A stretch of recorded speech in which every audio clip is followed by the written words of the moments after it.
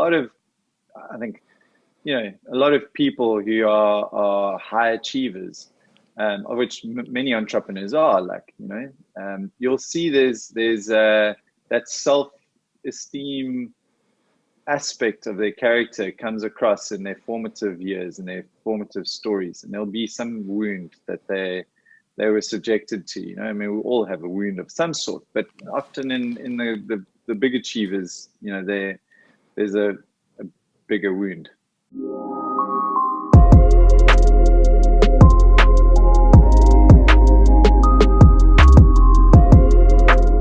Good morning and welcome back to another episode of The Early Bird. I'm very excited to have you guys here joining us again today for what is a beautiful day outside, and it is a lovely morning in the studio. We are very excited to be sharing another interesting topic with you guys today. And this is the podcast where we share raw, relevant content in an open and relatable way. Please remember to subscribe on Spotify, Apple Podcast app, Google Podcasts, YouTube, wherever you want to listen or watch the podcast. It really helps us out, so please do that. And if you want to leave a review or feedback is always welcome. Today we are going to be chatting to a very interesting man by the name of Fred Rhoed, who is the founder of a business called Heavy Chef, which is a brilliant platform for entrepreneurs. So Fred has done loads of amazing work with countless entrepreneurs from South Africa and across the globe. So I'm very excited about having him join us today. Welcome to the podcast, and it's very nice to have you on the podcast today. So thank you so much for joining, Fred. You're welcome, and it's an honor to be here, sir. I'm very excited to chat with you, Ali. Thank you. I just wanted to dive in quickly and ask where you are today and where this Zoom session is being set up in your house. I mean, everyone's just been in different places and trying to make a viable solution for them to work. So it would be great to sort of see what you've come up with and where you are today, or just to give us a brief explanation. I'm sitting at home in my kitchen. Yeah, I'm. Thank you, Ali. As you can see, even though I'm not a real chef, I do love cooking, and I'm sitting in my kitchen. That is my vegetable garden outside, where I have mustard, spinach, and spring onions, and tomatoes and chilies and all kinds of stuff. That's my lounge over there. And I live on a kind of a small holding, you could say, in Hart Bay, where I'm trying to, well, it's not really a small holding, but I'm trying to convert it into a small holding. I'm trying to make it into a farm. And so it's been quite cool. Like, actually, this lockdown has been quite an interesting thing for me, because ultimately, I've really enjoyed the process of converting my home into something that I really wanted it to be, which is like a self-sustaining kind of off the grid, locale that could sustain me in any event, whether it's a global pandemic or a zombie apocalypse. Like you just want to know that you can actually handle. So that's been quite interesting. It's been quite a cool experiment, creating a whole big kind of I've got massive big kind of area which I'm clearing out for pretty much farming, but like subsistence farming within the suburbs, that kind of vibe, Yeah, but it's been amazing. Good.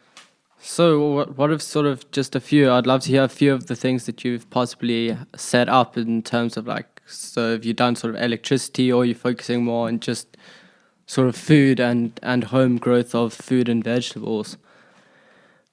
So I mean, that's a great question. I've got a 5-year plan. So the idea is that, because I've got about an acre and a half here, and the first step was to build this vegetable garden, which has gone great. I'm expanding that. Now, what I'm busy with actually this weekend is creating a compost heap, which you knew could actually be quite fascinating. But freaking loved it. I'm actually more of a techie than anything else. So all of this is brand new to me, so I'm kind of getting stuck, getting like literally getting my hands dirty, and learning about like everything from vermiculture to the different types of, compostable materials and all that kind of stuff, and creating something that's quite cool. I'm creating a big deck with a fire pit so that all the stuff that I'm cutting down can be burnt. And then I'm creating then like a solar system, so that I can sort out my electricity, as well as a water catchment, so well point and JoJo tanks. And then, yeah, ultimately, I mean, I think, if you look at all of that, to create something that is sustainable, that is, most of the stuff that we do is eco-friendly and kind to the environment, and I think also healthy. So like all the food that I'm growing is, it's certainly, it's made a difference to me, my general feeling of health, that I've been eating vegetables from the garden. There's something really cool about that, which I was not aware of, that ancillary benefit. But the fact that you've planted the seed and that you've grown it and that you've picked it yourself is just, I mean, it's just such a cool feeling, So I've been enjoying that. Well, that sounds really amazing. I mean, one of the biggest things that I've sort of missed is I haven't felt very connected to the outdoors or to nature since the lockdown started, because we sort of in an estate, and our estate was closed completely. We weren't allowed to go outside of our houses before it went down to level 4, and now obviously we can go outside for a small portion of the day, but usually I'm working or I have school or something at that time, so it doesn't always work out. So I've felt very sort of a longing for the earth and a longing to get involved with plants and being outside again. So it sounds great. Yeah, that connection with nature, I think, is super important, and I never really realized how important it was until this lockdown. So, I think there's obviously a lot of bad stuff going on at the moment, but you got to count your blessings, and when you can learn those lessons, I mean, even the fact that you now know how important it is in itself a blessing. Yeah, of course. Well, thank you for sharing about your sort of your space and what you're planning for the next few years, and it's fascinating, and I feel that it's definitely the direction that the world needs to go in, to more sort of subsistence work and creating food and stuff for yourself, as opposed to everything being so commercialized.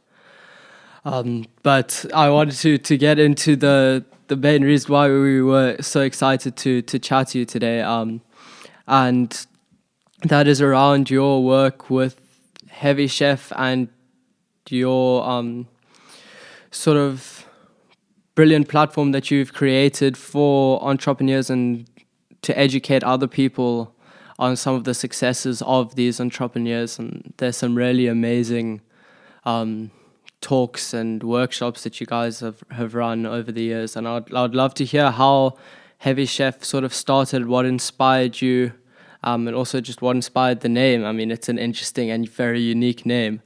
So I would love to hear that from you. Certainly. Cool. Thank you, Oli. I think, look, I'll give you the origin story. So I used to run a digital agency. I started it in 2003 with my business partner, Mike. And anyone who's ever started a service-related business will know that you're only as big as your biggest clients. So you need to get some kind of marquee brand on board. And for 2 years, from 2003 to about 2005, we were starting the business. I mean, we were very much doing, kind of donkey work, anything we could get, like stuff for family and friends, and any like tiny little scraps of paid hourly work that we could get.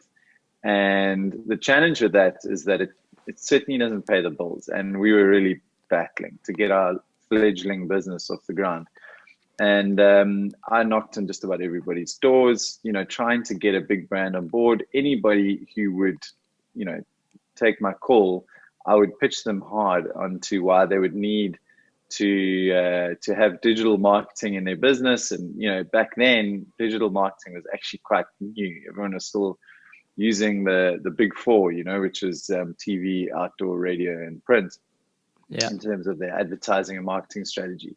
And this fifth thing was a bit of a mystery, and we were these young cocky punks who everyone was a little bit wary of and didn't really want to entertain us, And so ultimately I was battling, and there was our offices, which is kind of a shared office space in Rhuland Street in Cape Town, was very close to the Ferrari garage at the time, which is called the Viglietti garage. And I kept seeing these guys, and I thought, flip, what bigger brand in the world is there than Ferrari? And so I strolled across the road, and basically I knocked on the door of Ferrari South Africa, and I met with this guy called Reinhardt, who was the head of Ferrari brand for Africa. And he said, look, I'll give you 20 minutes. Just pitch me what you got and let's hear it. And so I gave him a whole spiel of, what we could do for the Ferrari brand in Africa, and build a community and social media and digital, and, revamp their website and whatnot. And he was busy tapping away at his computer and listening to me, and at the end of the sales pitch, he looked at me and he said, you know what, Fred, I never trust a skinny chef. And so I'd never heard this saying before, it was the first time I'd heard the phrase. And I was like, what the hell do you mean by that? And he's like, well, whilst you pitching me, I've looked you guys up, and you don't even have a real website. You've got, you don't have a social presence. You got, you're not doing any of the stuff that you're trying to sell me. So like, why should I trust you? And it hit hard. Like, I was like, what? That sucks, dude. And I walked out of his office with my tail between my legs, and I chatted with my business partner about it. And we were like, it just organically came about. Like, I was like, hey, dude, like, how do we become a heavy chef? And we started threading it into our conversation quite organically. Like, we'd do something and we'd say, like, is this a heavy chef kind of concept? Is this heavy chef enough? And, is that dude a heavy chef? And we kind of took this phrase really, into anyway. So like at the end of that sort of process, of all that conversation with Mike, we were like, okay, we need to take this on board as a challenge. So we went about, we redid our website, we created a blog, we started a whole newsletter campaign, we started a whole bunch of digital advertising tactics and whatnot for ourselves. About 6 months later, I went back to Reinhardt and I showed him all the stuff we did, and he promptly gave us the account. It was the first big brand that we brought on board. It was Ferrari. And he was like, dude, I'm impressed. Like, you've actually taken on board the feedback, you've taken on board the challenge. And on the back of that, our digital agency, I think we won the Democratic Alliance account, and which was huge for us. We won a bunch of, sort of medium-sized accounts. We then got Fashini Group on board. We got Apple for that core group. We got Vodafone, we got F&B, R&B, Hyundai, and Virgin Mobile. And, all of these people came on board on the back of that first domino. And we were like, well, this heavy chef concept really works. And so fast forward to 2013, I sold the agency. I ran it as CEO until 2016. And Heavy Chef was really a kind of central principle to everything that we did at the agency. It was kind of our ethos, and it was part of our culture. It was this idea of eating your own food, living with authenticity, and so on.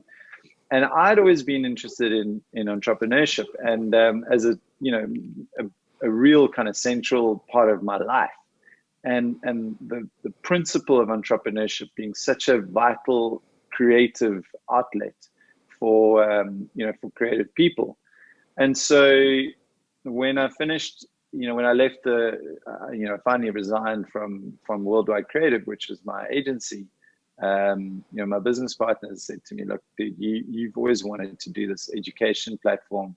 Take the concept of Heavy Chef, which was kind of embedded in World Wide Creative, and make it your own. So I did that. And I started in 2017, essentially Heavy Chef as an entrepreneur platform. And intentionally also because I wanted, to go back to your original question, it being a kind of a quirky name, to create an education platform for entrepreneurs, the temptation is to call it something like the Entrepreneur Academy or, the business education company or whatever it may be, And I wanted something that was intentionally interesting. It was something that had a story within itself and would stand itself apart from, like everything from the online courses to, all the way up to like a GSB offering or a Harvard X or something like that, where it needed to stand on its own and not have any kind of competitors, at least in the perception space. So and that was 3 years ago, and obviously, I mean, it's grown quite rapidly since then. So something worked, but we have a long way to go though. So what would you say the end goal is then, or the journey that do you have sort of an end goal, the journey that you want to go on in expanding and making Heavy Chef into something bigger? Yeah, sure. So let me explain to you the business plan, so to speak. And I'm not big on business plans, so it very much was kind of what I call a napkin plan. And so when I started chatting with Mike and Louis, who my original two investors in getting this thing off the ground, I literally could write it on a napkin. The plan that I pitched them was, I'm going to, build a brand and a community around Heavy Chef. That's step number one. And I'm going to take 2 years to do that, just to kind of redesign the brand, essentially create a brand identity and a meaning and a purpose and a community around that. The second step would be to offer as much value to that community as possible through what I term bite-sized learning. So it's based on a hypothesis that I put forward about in 2009, that education was going to evolve from a very fixed period of time to an ongoing lifestyle. So it's essentially a lifestyle of learning that's broken up into bite-sized pieces, bite-sized chunks of learning. So the offering value would be to create and curate these learning experiences in these tiny little bites very consistently over time that people could then digest, so to speak, in their own time, according to their own needs and according to their own requirements.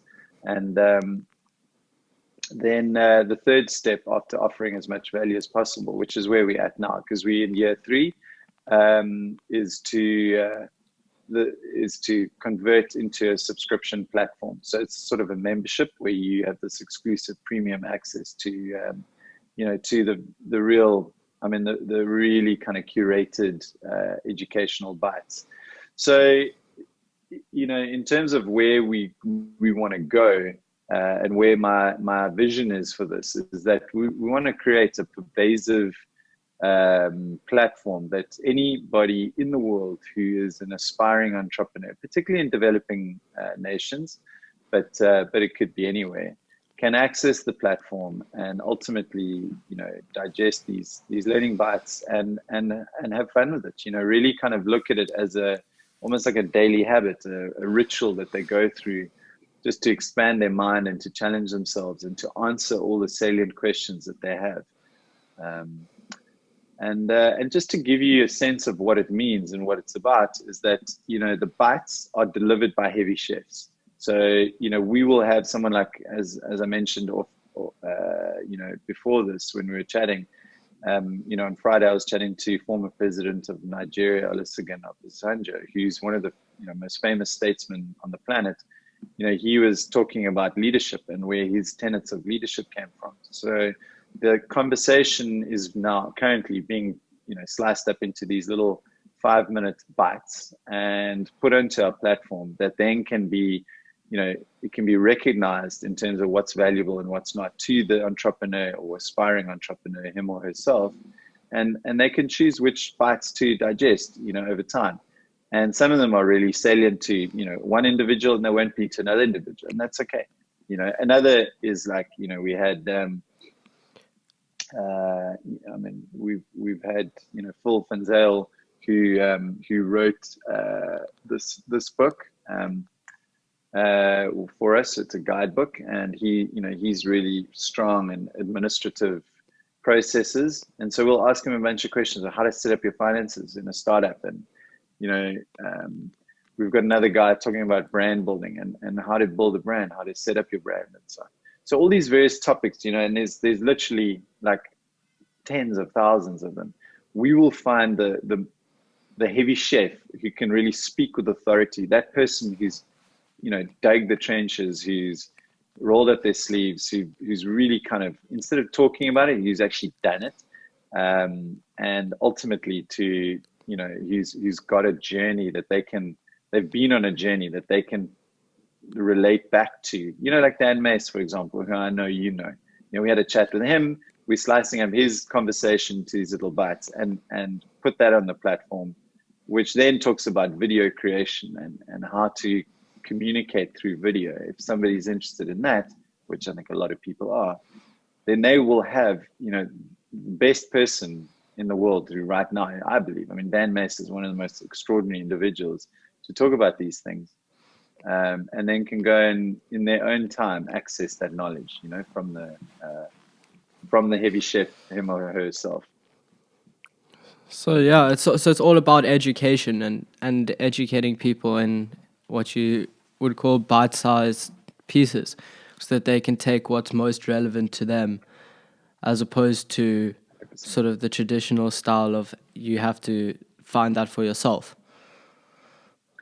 Yeah, and I think that in my view, and a big reason why this is important is that I think that traditional education and the way we look at education is fairly flawed. I think if you ask many people, or at least up until fairly recently, how do you become an entrepreneur?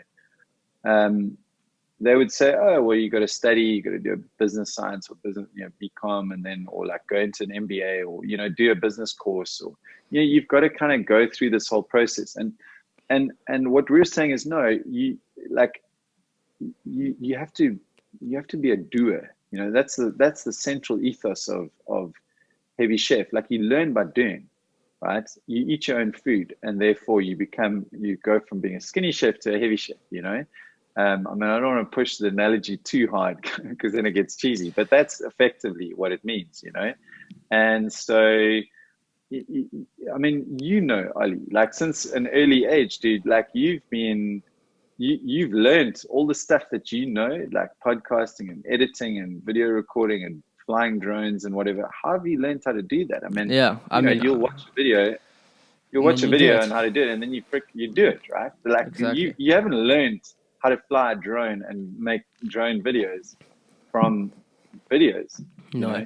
You've learned it by actually getting your hands on a Mavic Pro and flipping, getting it up in the air and messing it up, and then doing it again and messing it up, and then finally getting it to the point where you feel confident.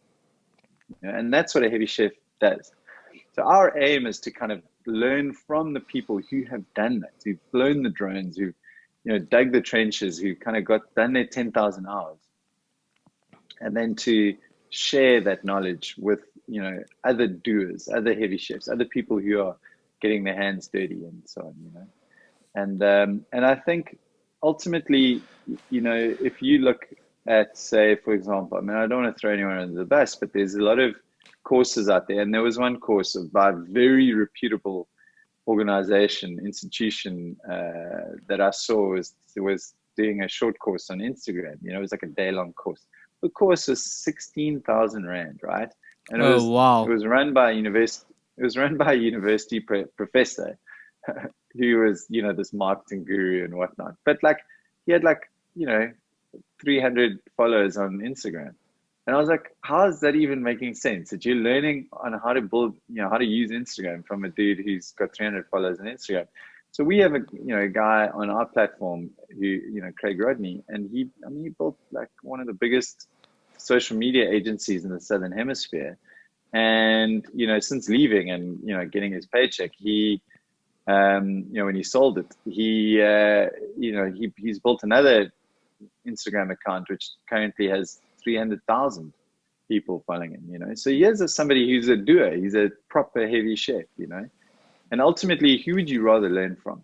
You know, Yeah, who would you rather learn how to build an Instagram following from? that's true. So that's why Completely. I think traditional education is broken, and there's a better way of doing it. And I'm not saying that we've cracked it yet, but I think we're getting pretty close. And I'm very excited about the platform that we're creating. And just on that topic of education, it just leads me to think about possibly younger people as well, and younger entrepreneurs, because just for example, for myself, I know I've always been really interested in entrepreneurship in some form or another.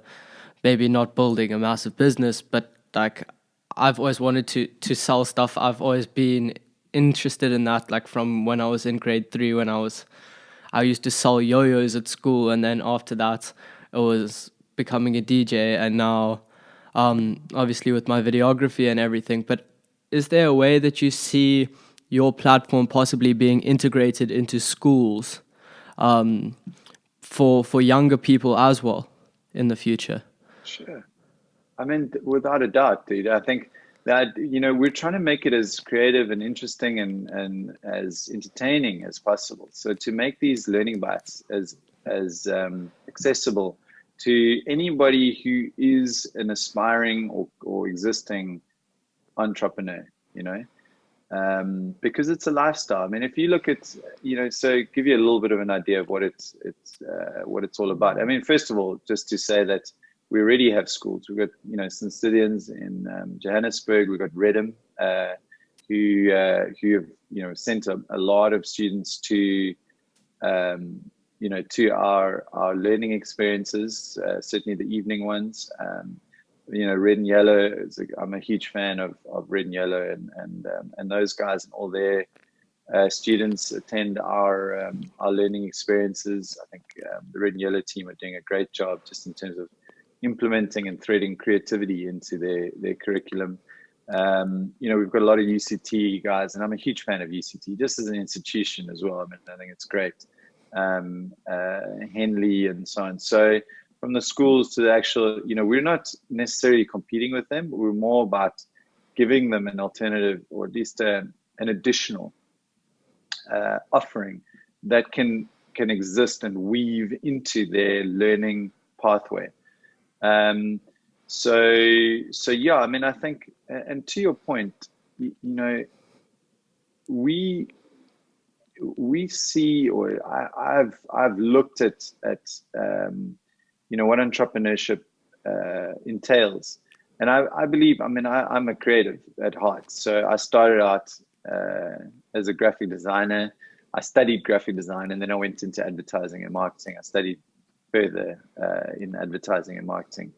I look at the future of business, and I think there's three tenets that are the most important aspects of entrepreneurship and thinking like an entrepreneur. And those three tenets are technology, leadership, and creativity. Technology, because everyone needs to think themselves as a technology business. It doesn't matter if you're making pottery, you need to understand technology in order to convey your message and serve your audience. Leadership, because I think we all need to understand what leadership means, even leading ourselves, and being disciplined and so on. And then creativity, because it's such a noisy environment that you have to think creatively in terms of rising above the noise. And so that third thing, the creativity, is as important as anything else. And so, yeah, I think even at an early age, if you're at school, like, you need to be thinking about technology. You need to be thinking about what it means to be a leader. And you need to be thinking about how to be creative and how to exercise the creative part of your brain. I completely agree with those three principles, and I feel that I think that those definitely should be possibly pushed more in schools and in the education system. because they're so essential for growth in our modern society. I don't feel like there's necessarily always enough emphasis on technology and especially on creativity. Especially in the school system, I would say that the school system traditionally favors sort of more, I don't know how to phrase it, but more sort of a more traditional approach to learning and to growth and success within business. I think it possibly still favors the old approach of working your way through school, going to university, and then going and starting at a base level in a job, and then working your way up from through that hierarchy, as opposed to being innovative and creating your own job for yourself. Yeah, I agree, and I think there's look, I mean, I think there's a shift that's really starting to happen, you know. And to be frank, I mean, just to kind of segue into the whole COVID-19 discussion, you know, we're being confronted with, you know, with essentially a new paradigm. Like we are all being forced to not be at the institutions that we've become so accustomed to. You know, we're not allowed to go there because we're not allowed to be with everybody in the same room, you know. So ultimately we have to rethink, and even in 2 months I think we've done an extraordinary amount of rethinking in those structures, to the extent that we're seeing, you know, significant, very established companies around the world like Shopify and Facebook who have, you know, they've just recently announced that they will never go back to the way it was. You know, even in this short period of time, they've shifted their thinking to the point that, you know, the flexi working model is now their permanent model, and you know they're going to be working from, you know, from home, and you know, in centralized sort of satellite spots and so on, as opposed to the conventional office building. And that's interesting. You know, I think that now means that we now need to start preparing kids for these new paradigms, because I don't believe that that's isolated. I mean, I think we've seen a few bursts of announcements recently in the past week, but I think that is it's the first cracks in the damn wall. I think everybody's going to change.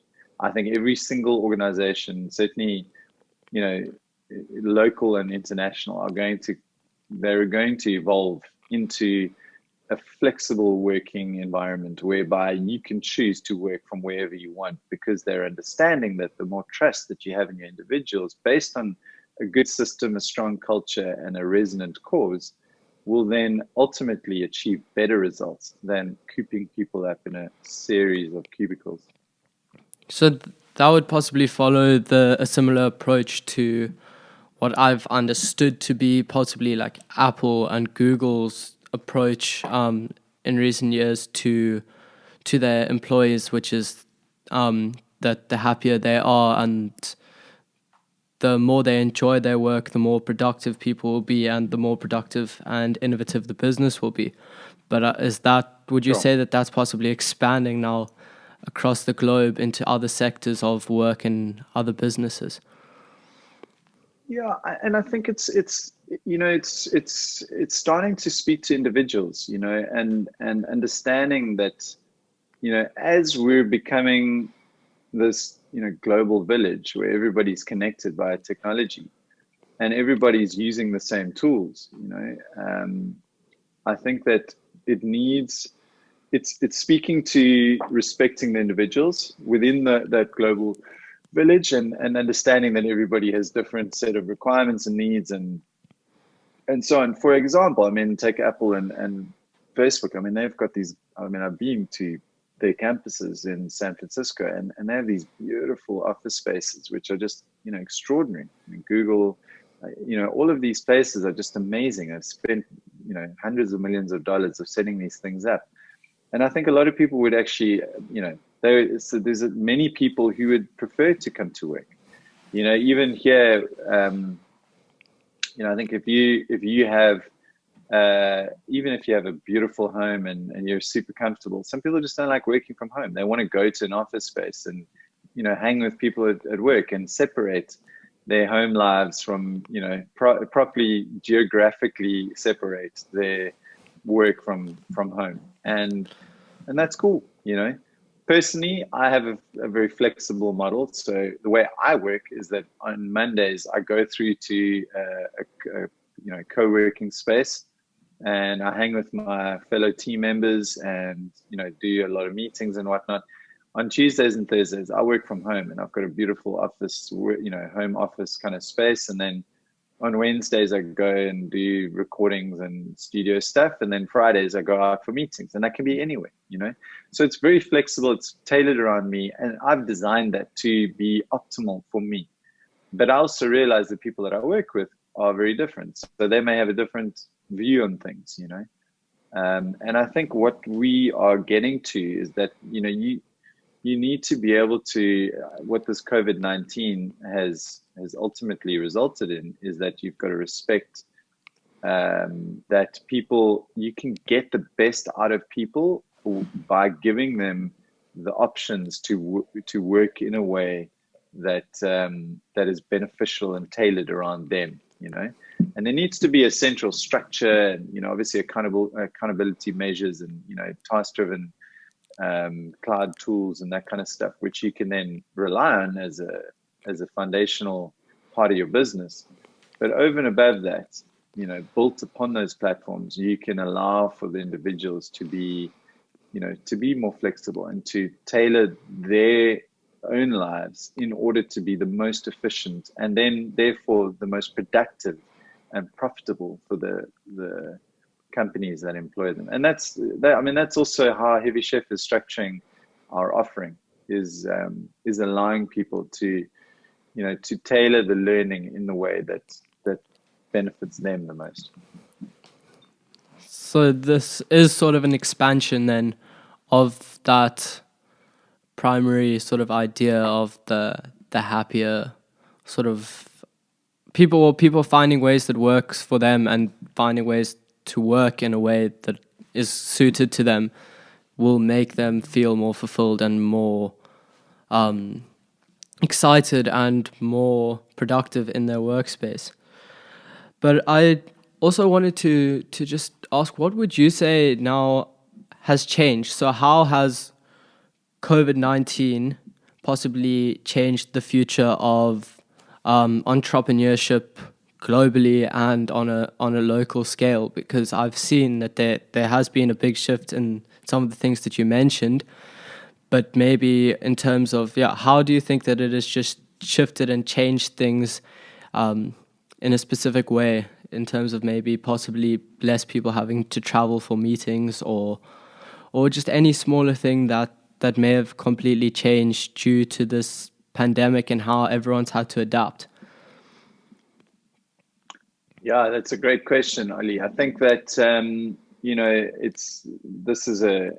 think people are going to be studying this tiny little pocket of time for the next 100 years. I think there's going to be some significant sea change shifts in the way that we work after this. One of the things is, clearly, we've realized that we don't need to meet in person every time. That a Zoom meeting is just it's even more efficient than a face-to-face meeting.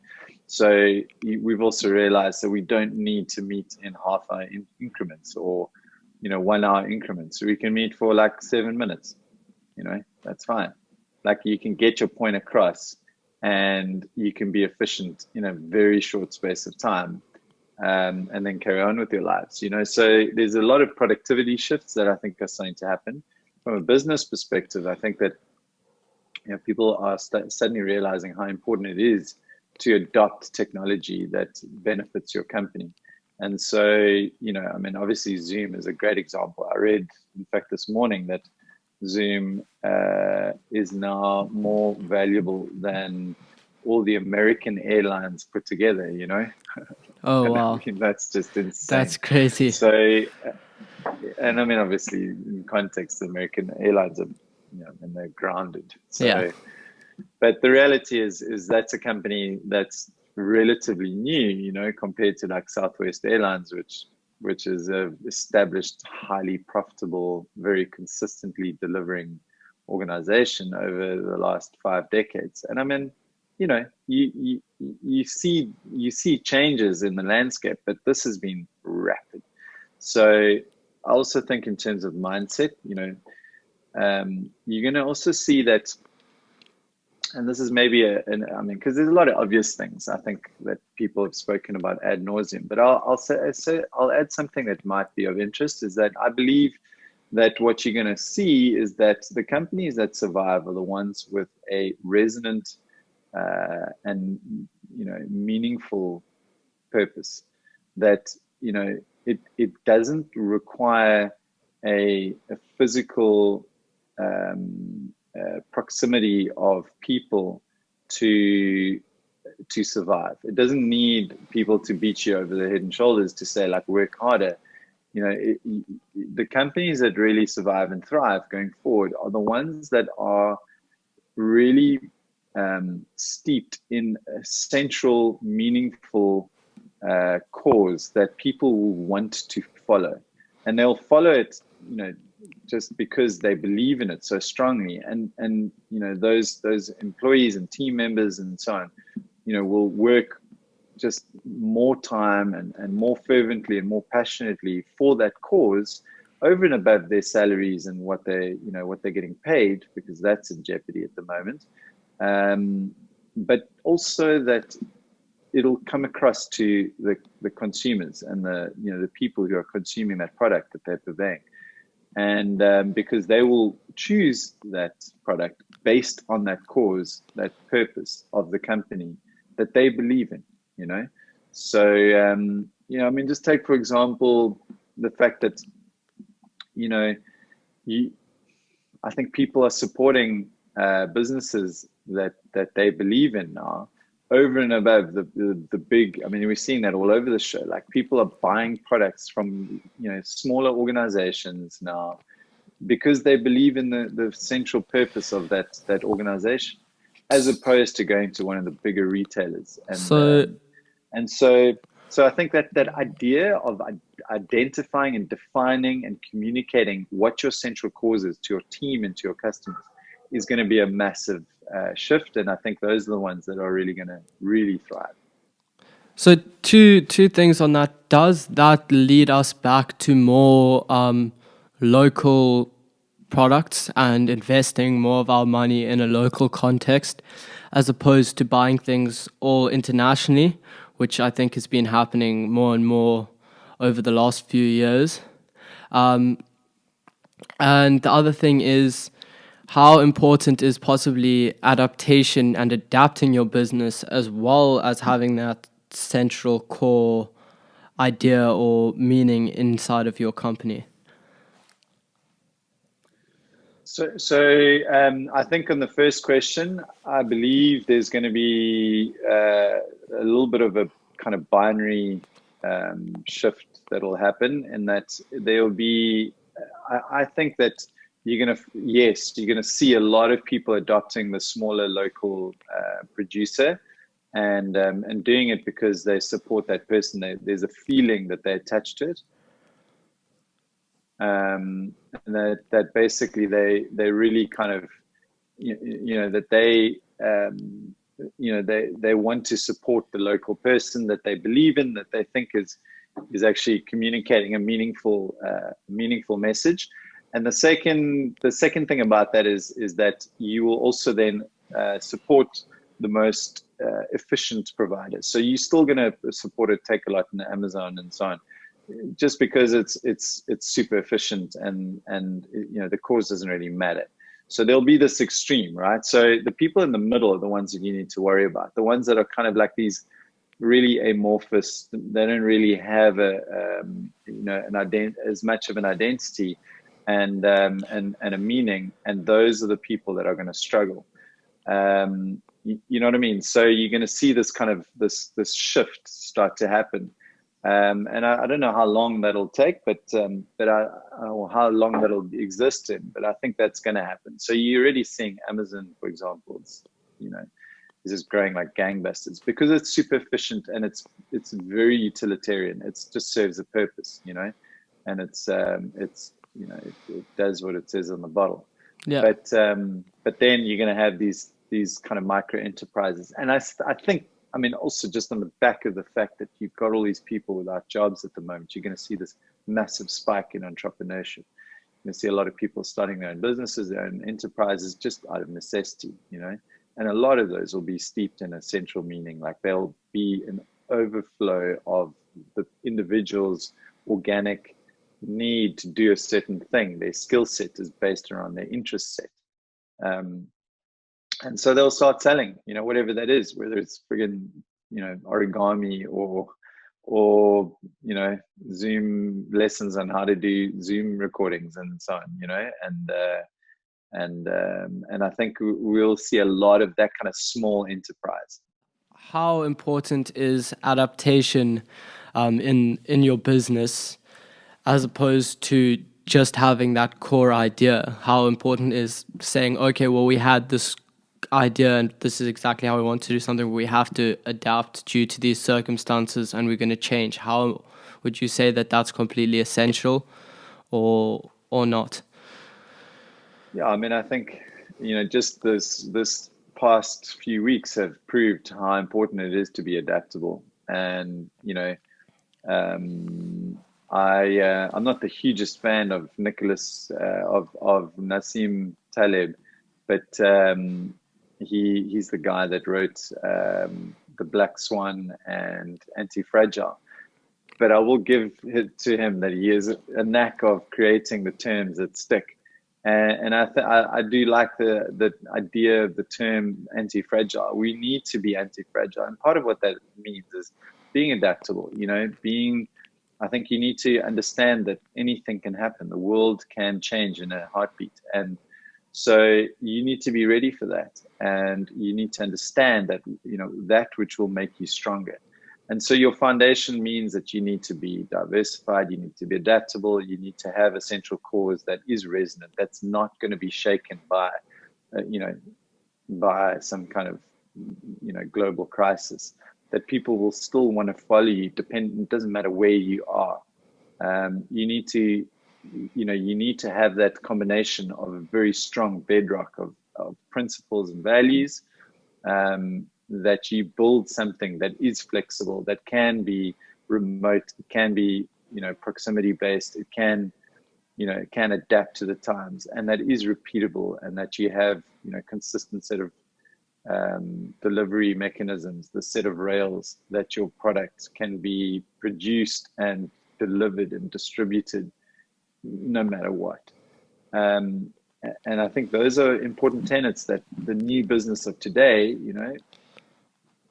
it needs to have, very strong, thinking around how you're going to evolve to this new environment.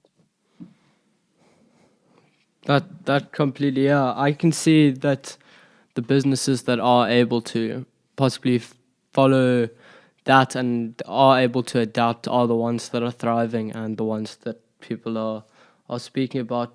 Just another example of just what I saw is right before lockdown, what Granadillo Swimwear did, where they converted their service into a food service so that they could sell vegetable boxes and support local farmers and still keep their business going, was an amazing sort of example of adapting and changing due to the circumstances. Dude, I mean, even, Heavy Chef, like our principal offering was getting people to gather in large numbers around, a Heavy Chef, whoever that person may be, to listen and ask questions, interact with each other and so on. So that was pretty much our set of rails. We did that, several times a month. We would have people in a workshop class or event setting. and that's not this happening. Pretty much freaking, I pulled the pin on that idea, So we had to evolve. I mean, literally within a week, we pivoted our entire business into live streams. Wow. So, and that's been amazing. I mean, we've had thousands of people attend our live streams in the last couple of weeks, and I think that's, that speaks to the fact that you can adapt pretty rapidly. We're probably on the extreme of companies that, that are affected, our business was about getting people in close proximity, Yeah. social distancing be damned, so we had to be adaptable, and I think fortunately we're small enough that we could, and young enough that we could adapt fairly quickly. But yeah, you've got to roll with it, and quite frankly, it's been a blessing to us because we always wanted to create an online environment, and this just fast tracked it. It forced us into activity. I've never been so busy in my entire life, like frankly, just trying to adapt the business to this. But yeah, I mean, I'm grateful. I'm grateful that it's pushed us into action, and we now are on the verge of launching this platform, the third step of our business model, and I'm massively excited about that. We've got some of the smartest people in the world who are sharing their knowledge to our audience. We've got a small community of testers that are going to be testing out the learning bites. And I truly believe that that's the future of education. So I'm super excited about it. But I'm also excited about a lot of the companies that we work with, who are adapting, who are changing, and who are evolving their offerings to this new environment. I think that there's always a way. If you're an entrepreneur, that's the definition. You'll find a freaking way. Yeah. And you'll make it work.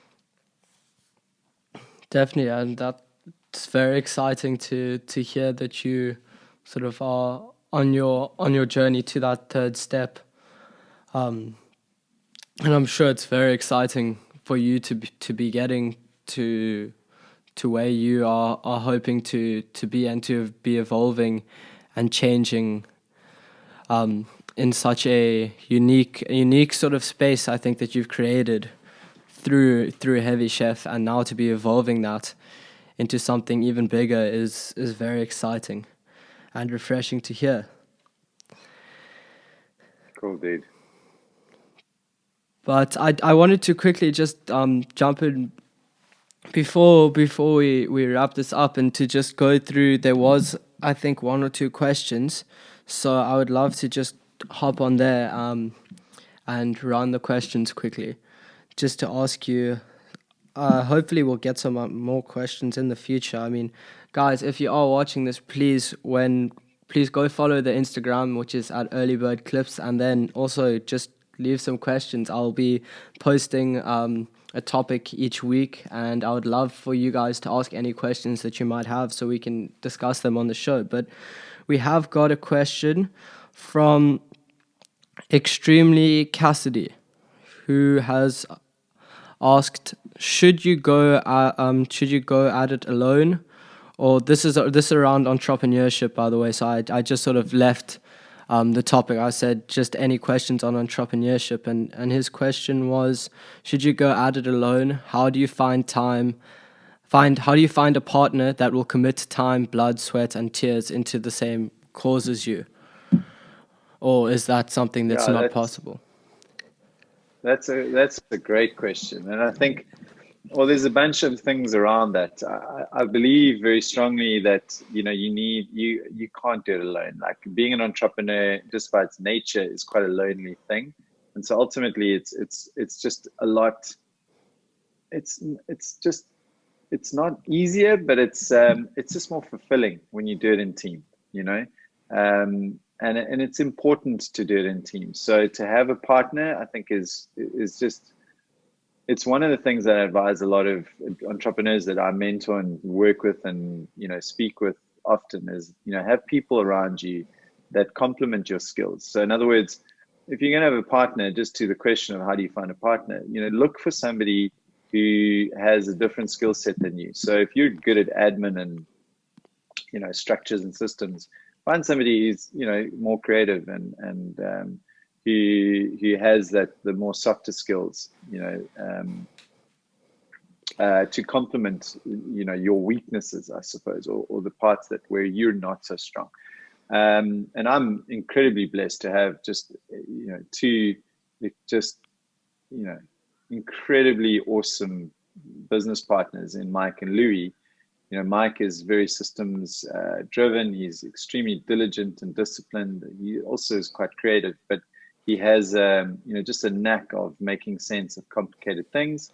Louis is, he's a very kind of thoughtful, very kind of pragmatic, but also, I think all three of us are fairly creative, but we have these sort of subtle nuances to the skills that we bring to the businesses that we run and own.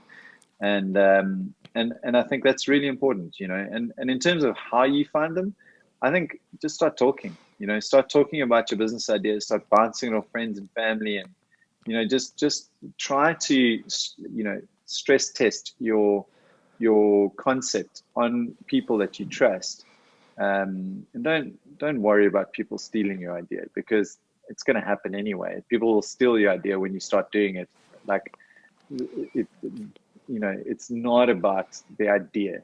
It's, that 1%, 99% thing. It's 1% inspiration, 99% perspiration. That is freaking true, So that's critical. It's like, just find the person that your idea resonates with, and then if you can see that they're genuinely interested and passionate and they do complement your skills, then start having a chat about, do they want to come on board? Do they want to put some money behind it? Do they want to put some sweat equity behind it? Do they actually want to, 50% partner with you on it? Or do they just want to do it part-time and be 20% partner with you,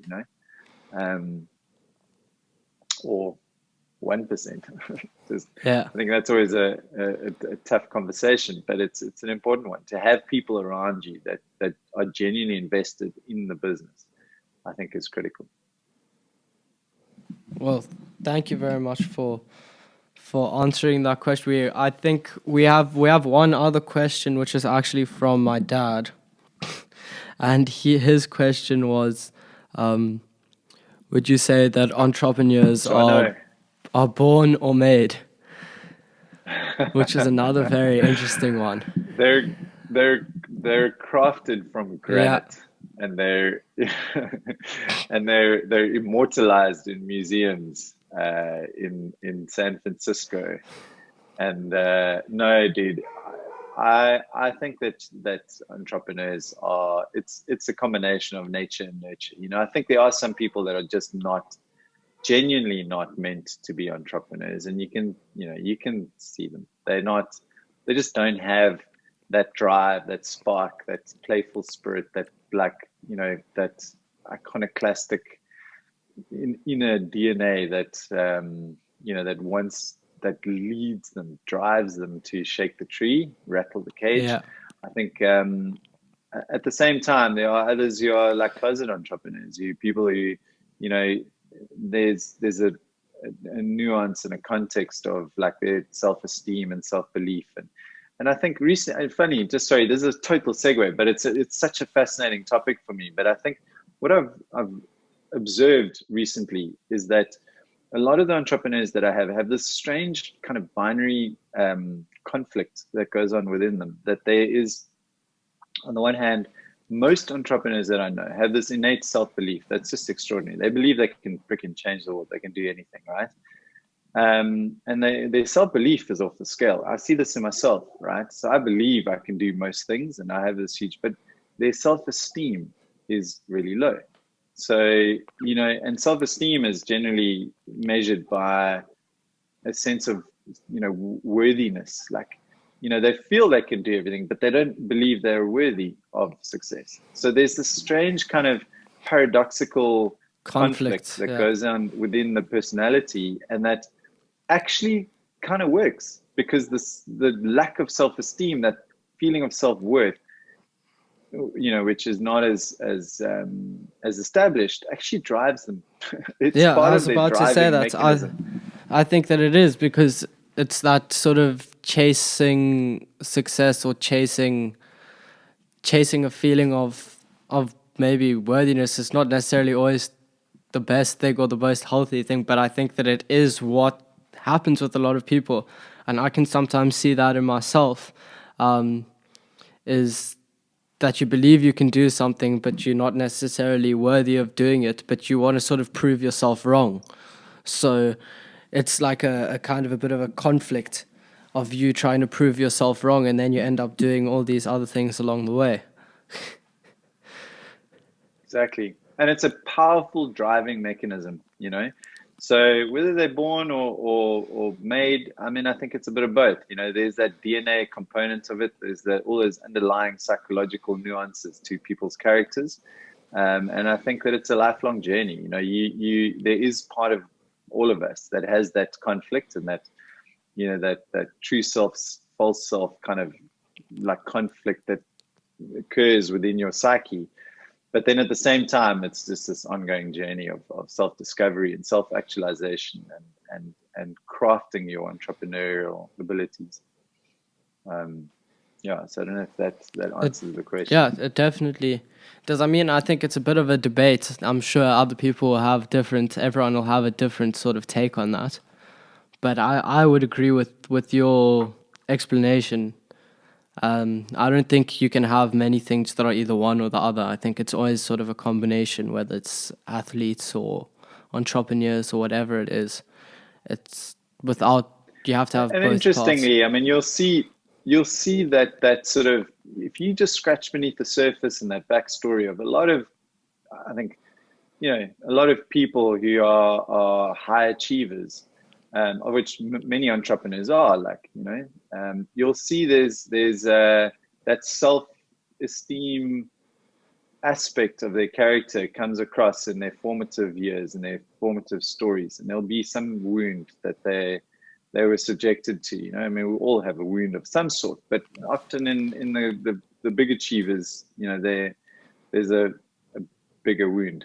I do have one more question for you. I'm terribly sorry about that. Yeah. Jeez.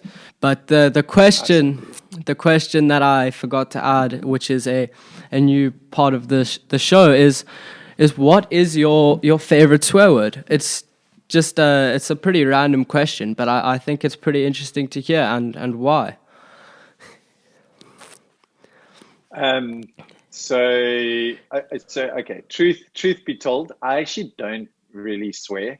I don't swear a lot anyway. I swear every now and then, but I've never been a big swearer.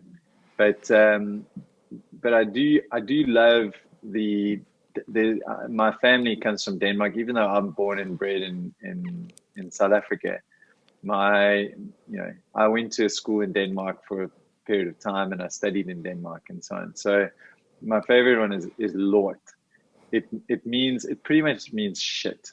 But it's just like this beautiful, like, Lord, you know, it's like this real, it has a kind of, weight to it. like, it's got a weight to it. Exactly. It's got an emphasis, like, Lord. And I've always kind of liked that. It always makes me laugh when people say that, you know. So it's got this kind of resonance to it, which, if I really need to swear every now and then, I'll be like, Lord, and that's pretty cool. I mean, and Yeah, you're here, dude. so no one will really, no one will Yeah, no necessarily one knows that I'm know what you're no saying. one knows that I'm being rude. Exactly. Unless there's a Danish person in proximity. In South Africa, there's not very many. So Yeah. yeah, I do.